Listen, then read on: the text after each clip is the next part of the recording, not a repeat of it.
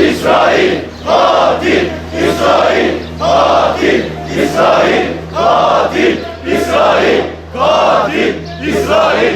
Er-ruh fid-dem, Mehdike ya Aksa.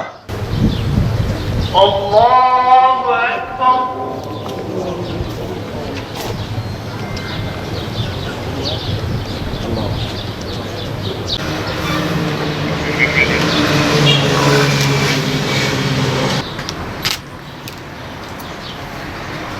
السلام عليكم ورحمة الله وانصرنا على القوم الفاسقين وانصرنا على اليهود الصهيونية اللهم اكسب رعب في قلوب اليهوديين اللهم أنجِ المستضعفين من المؤمنين في الأقصى. Ama davalarından, inançlarından, Allah'ın yolunda cihatlarından vazgeçmediler. Mücadelelerinde kadın, erkek, genç, yaşlı demeden göğüslerini siper ettiler. Siyonist İsrail ise sistemli bir şekilde hem Müslüman kanı dökmeye hem de adım adım Mescid-i Aksa'yı işgal etmeye devam ediyor. Siyonist İsrail ilk mescidimiz, mukaddesimiz, binlerce yıllık tarihi ve kültürel öneme sahip Mescid-i Aksa'yı yakıp yıkmaktan geri durmuyor.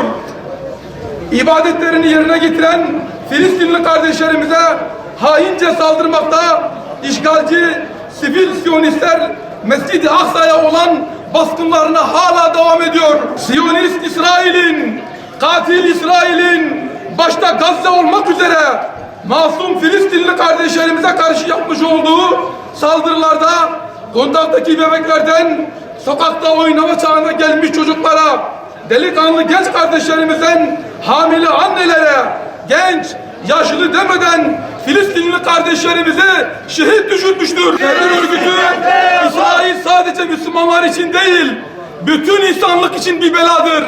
Bu Siyonizm belası, bu mikrop 7/24 tüm dünyaya sorun teşkil etmektedir. Siyonist İsrail'in bu küstahça hareketlerinin kaynağı Batı'dan aldığı cesarettir. Birleşmiş Milletler, NATO, ABD ve Avrupa Birliği İsrail'in her türlü sapkınlığına el altından destek vermekte ve bunları görünmezden gelmektedir. Siyonist İsrail, Filistin'de yaptığı her tecavüzün, küstahlığın, şımarıklığın karşılığını mutlaka alacaktır inşallah. Muhterem Mescid-i Aksa gönüllüleri, Mescid-i Aksa aşıkları, buna emin olun, İsrail'in attığı her adımı takip edeceğiz ve anında gereken tepkiyi inşallah göstereceğiz. Terör örgütü İsrail de şunu bilsin ki biz ne ölmekten ne öldürülmekten korkmuyoruz.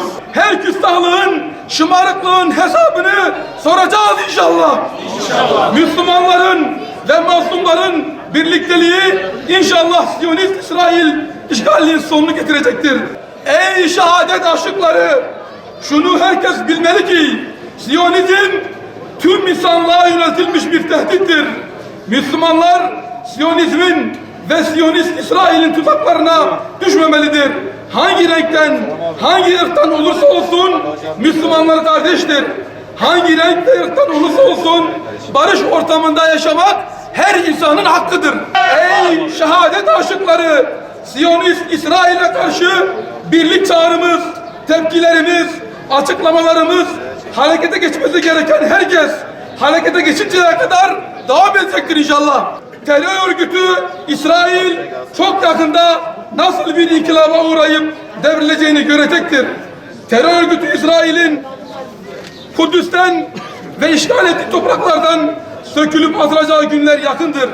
Sadece güçten anlayan, insanlıktan nasibini almamış, her gün onlarca insanı gözünü kırpmadan öldüren ve yaralayan, gözü yaşlı Filistinli annelerin acılarına acı katan, genç çocukları öldürmekten çekinmeyen, bebek, kadın, yaşlı demeden kan döken terörist örgüt İsrail hak ettiği tokadı Allah'ın izniyle böyle bir araya gelmiş, birlik olmuş Müslümanlar tarafından yiyecektir.